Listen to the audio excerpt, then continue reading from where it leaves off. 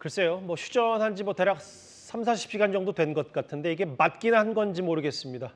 오늘도요, 제 옆에 카이로 특파원을 지낸 이면석 팀장 나와 있습니다. 어서 오십시오. 일단 좀 하나하나 끊어서 좀 봐야 될 것 같아서 첫 번째 논점은 이겁니다. 그렇죠, 휴전 상태가 위태롭죠. 그런데 이스라엘은 왜 조금 전 제가 되레 휴전 이후에 이스라엘이 더 강력한 공습을 레바논을 통해 했다. 근데 지금 이게 휴전이 됐는데 이스라엘이든 뭐 미국, 이란이든 뭔가 이 레바논 공격이나 이런 헤즈볼라 공격 이런 거에는 합의가 하나도 안 된 겁니까? 예, 처음부터 해석이 엇갈렸다고 봐야 되겠는데요. 예. 오늘도 발표에서 보셨겠지만 미국과 이스라엘은 레바논은 합의가 안 된 사항이다 이렇게 얘기하고 있는 거고, 예.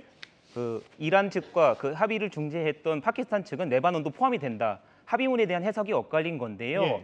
사실 그렇다고 하더라도 이 휴전 협정에 대한 해석을 조금 더 이스라엘 측에서도 좀 지켜볼 수도 있었던 건데, 예. 이렇게 바로 공습을 한 것을 보면 어떻게 보면 계속 확전을 하겠다는 의지가 있었던 것이 아닌가. 네타냐후 총리 역시도 그 바로 영상 성명을 내고 우리의 완전한 목표를 달성할 때까지 계속 작전을 수행하겠다 이런 예. 메시지를 냈거든요. 예. 그런 것을 보면 확전을 요구하는 상황에서 이스라엘 의도는 또 무엇일 것인가 보면 이란 강경파를 자극하는 형태가 아닐까 이런 식의 해석이 나오고 그러니까 있습니다. 이제 휴전에 대한 문구를 네타냐후 총리는 제멋대로 해석해서 되레 더 세게 저렇게 보면 레바논 수도 베이루트를 초토화시키겠다 이렇게. 근데 이게 보니까 휴전됐다고 전 세계에 알린 지 진짜 만 하루가 조금 넘은 상황에서 친이란, 그러니까 이라크 민병대까지 보복을 예고했어요. 그럼 이러면 휴전이 아니라 더 확전되는 것 같은데요? 사실 상황이 굉장히 복잡하게 전개가 되고 있는데요. 예. 사실 때려 맞은 레바논 친이란 민병대 세력 헤즈볼라도 보복을 얘기하고 있고요. 예. 그 예멘의 후티 반군, 그것 역시도 이란의 친이란 세력인데, 그렇죠. 그 역시 후티 반군, 그리고 이라크 시아파 민병대 역시 친이란 세력인데 예. 다 같이 보복을 얘기하고 있고요. 이란 혁명 수비대 역시도 처절한 응징이 있을 것이다 이렇게 얘기를 하는 상황인데, 예. 어떻게 보면 사실 이 휴전이 위태롭다라는 것을 보여주는 장면이기도 하고요. 예. 또 어떻게 보면 11일 있을 이슬라마바드에서 있을 미국과 이란의 협상을 앞두고 삿바 싸움의 성격도 있다고 봐야 될 것 같습니다. 그러니까 협상을 앞두고 협상의 지렛대를 최대한으로 하기 위해서 일부러라도 이스라엘이 레바논 공습을 더 세게 한 거다. 그럼 이런 건 어떻게 봐야 될까요? 마치 극과 극은 통하는지 모르겠지만 앞서 말씀하셨던 것처럼 네타냐후 총리도 뭔가 전쟁을 이어가길 원하고 있고, 이란도 대통령 말과는 달리, 페제스키안 대통령 말과는 달리 이란 강경파도 실제로는 전쟁이 이어지길 원하고 있다. 양측의 이런 것들이 좀 맞아떨어지는 겁니까? 지금 네타냐후 입장에서도 처음 전쟁을 시작했을 때 이란의 신정체제 붕괴까지도 고려를 하고, 물론 대외적인 명분은 핵 물질을 제거하겠다라는 것이었지만 예. 강하게 신정체제를 압박을 했는데요.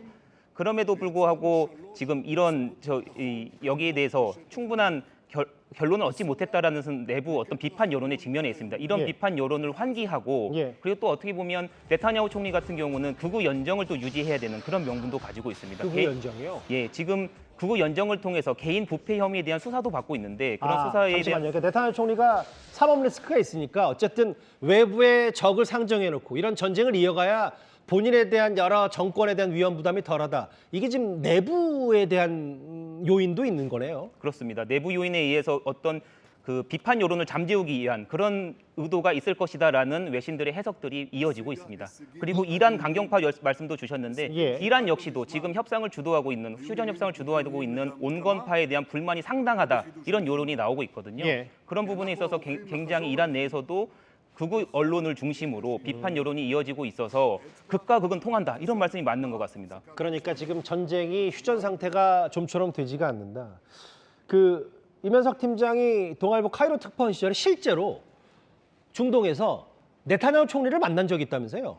예, 베냐민 네타냐후 총리를 직접 만난 적이 있습니다. 예. 2017년 1월이었는데요. 이스라엘 수도 텔아비브에서 열리는 사이버 보안 관련 행사에서 네타냐후 총리가 해외 기자단 제가 일원으로 소속으로 참여했었는데, 그 기자단을 격려하는 자리에 나왔었습니다. 예. 굉장히 인상적인 장면 두 가지였는데요. 첫 번째는 번째는 뭡니까? 예.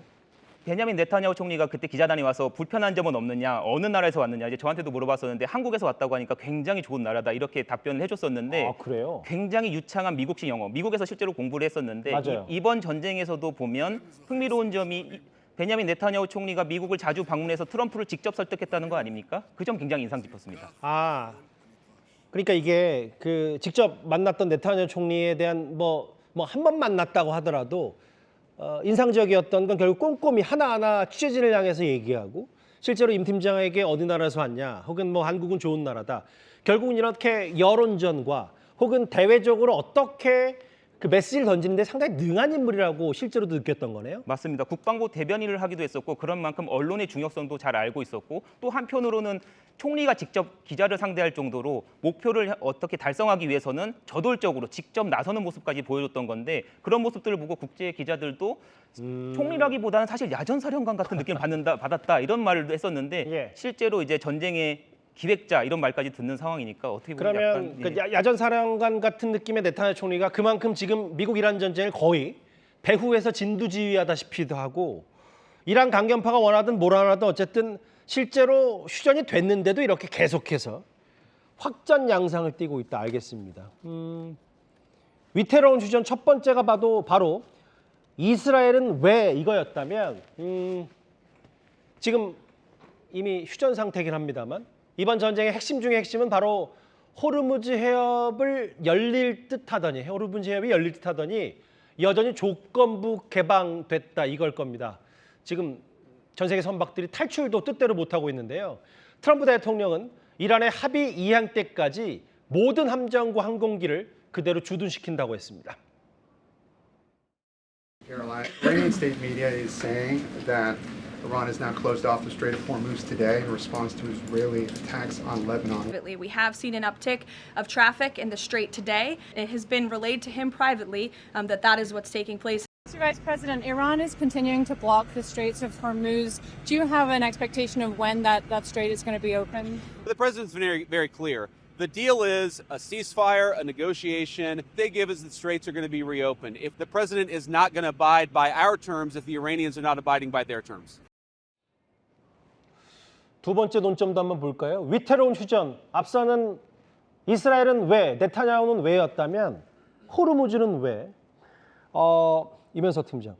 저도 보니까 일본이 약간 이란과는 뭐 비교적 관계가 좋아서 다카치 총리가 이란 쪽과 전화했을 때까지만 해도 이란 배들은 일본 배들은 뭔가 호르무즈 해협 빠져나올 것 같았는데 지금 뭔가 이란이 통과를 할 수 있다고 해도 이란이 정해주는 그 바닷길로 가야 한다면서요?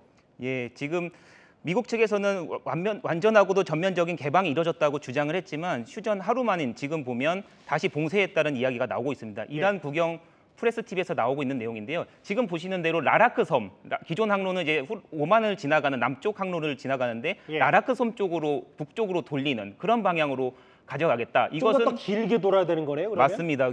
항해하는 입장에서는 더 길게 돌아야 할 뿐만 아니라 저 해협이 더 좁기 때문에 정체가 이뤄질 수밖에 없는 구조입니다. 라라크 섬을 실질적으로 요금 징수소로 쓰려는 것이 아닌가, 통행료 요금을 받으려는 그런 장소로 쓰려는 것 아닌가 그런 의도로 해석이 외신에서 나오고 있습니다.